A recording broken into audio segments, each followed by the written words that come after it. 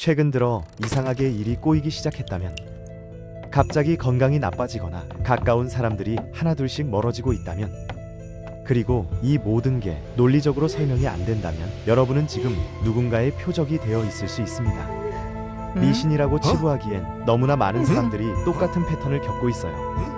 오늘 이 영상에서 누군가가 여러분에게 주술을 걸었을 때 나타나는 5가지 징후를 낱낱이 파헤쳐 볼게요.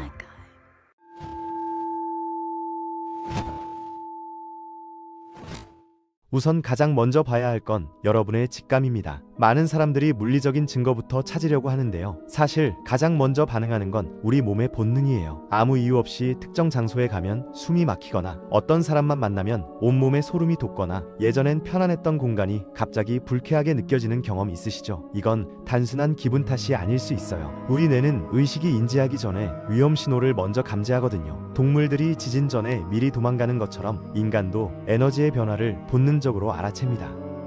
실제로 나중에 자신이 주술의 대상이었다는 걸 확인한 사람들 대부분이 처음엔 이런 직감을 무시했다고 해요. 그냥 내가 예민한가 보다, 스트레스 때문이겠지 하고 넘겼다가 상황이 악화된 뒤에야 그때 느꼈던 불안감이 경고였다는 걸 깨달은 거죠. 특정 사람 앞에서 갑자기 목이 조이는 느낌이 들거나 어떤 물건을 만지면 손이 화끈거리거나 꿈에서 반복적으로 같은 장면이 나온다면 이건 여러분의 방어 시스템이 작동하고 있다는 신호입니다.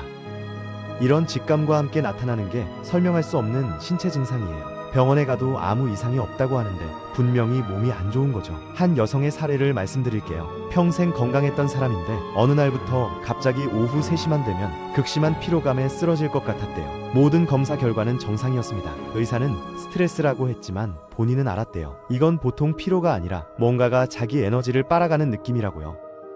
이런 증상의 특징은 일반적인 치료에 반응하지 않는다는 거예요. 우울증 약을 먹어도 우울함이 안 나아지고, 수면제를 먹어도 악몽이 계속되고, 비타민을 아무리 먹어도 기력이 안 돌아옵니다. 더 특이한 건 증상이 특정 상황에서만 나타났다가 사라진다는 거예요. 집에서는 항상 아픈데 다른 지역으로 여행 가면 거짓말처럼 괜찮아지는 경우가 있어요. 공격은 보통 그 사람의 가장 취약한 부분을 노리거든요. 창작자라면 창의력이, 운동선수라면 신체 능력이, 사업가라면 판단력이 갑자기 무너지는 시기죠. 세 번째로 봐야 할 건 인간관계의 급격한 변화입니다. 어제까지 가장 친했던 사람이 갑자기 차갑게 변하는 거예요. 수년간 함께해온 친구가 어느 날부터 연락을 피하기 시작하고, 사랑하는 연인이 갑자기 사소한 일로 큰 싸움을 걸어오고, 가족 간에 한 번도 없던 갈등이 폭발합니다. 당사자한테 왜 그러냐고 물어봐도 본인도 모른대요. 그냥 기분이 그렇다는 거죠.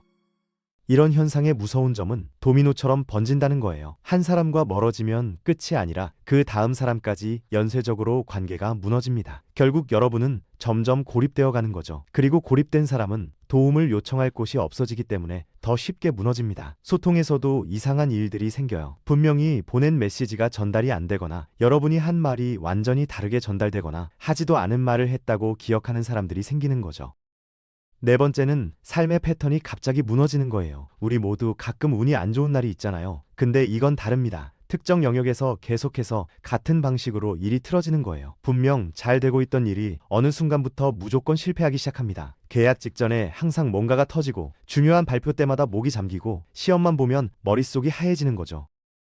일반적인 불운과의 차이점은 타이밍이에요. 보통 나쁜 일은 무작위로 일어나잖아요. 근데 딱 중요한 순간에 마치 누가 지켜보고 있다가 방해하는 것처럼 문제가 터집니다. 한두 번이면 우연이지만 이게 패턴이 되면 얘기가 달라져요. 지금부터 일지를 쓰세요. 이상한 일이 생길 때마다 날짜, 시간, 상황, 그 전에 누구를 만났는지를 기록하는 거예요. 몇 주만 추적해보면 놀라운 패턴이 드러날 겁니다.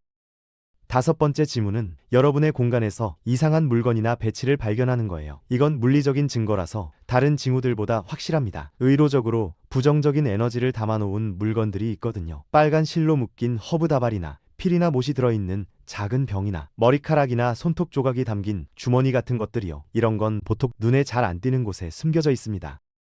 특히 주의 깊게 봐야 할 장소가 있어요. 문지방 아래, 현관문 위, 침대 밑, 화분 속, 자동차 안, 옷장 구석 같은 곳이죠. 개인 소지품도 확인해보세요. 자주 입는 옷, 늘 끼는 액세서리, 심지어 칫솔이나 머리빗까지요.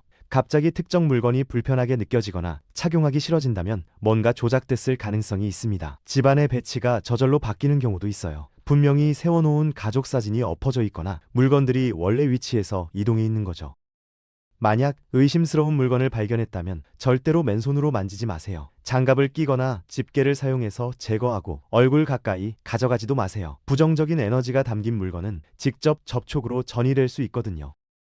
여기까지 5가지 징후를 말씀드렸는데요. 중요한 건 이 징후들이 하나만 있을 때는 확신하기 어렵다는 거예요. 근데 이 5가지 중 3가지 이상이 동시에 나타난다면 단순한 우연으로 보기 어렵습니다. 특히 이 모든 게 비슷한 시기에 갑자기 시작됐다면 더욱 그렇죠.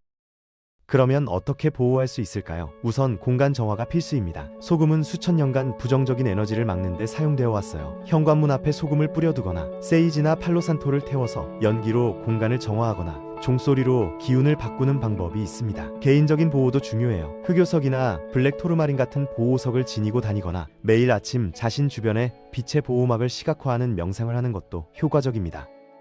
가장 중요한 건 인식 자체예요. 여러분이 이 영상을 끝까지 보고 있다는 건 이미 뭔가를 감지했다는 뜻입니다. 그 직감을 믿으세요. 무시하고 지나가면 상황은 더 악화될 뿐이에요. 오늘 알려드린 내용을 바탕으로 자신의 상황을 냉정하게 점검해 보시고 해당되는 징후가 있다면 지금 바로 보호 조치를 시작하세요. 인식하는 순간 이미 절반은 이긴 겁니다.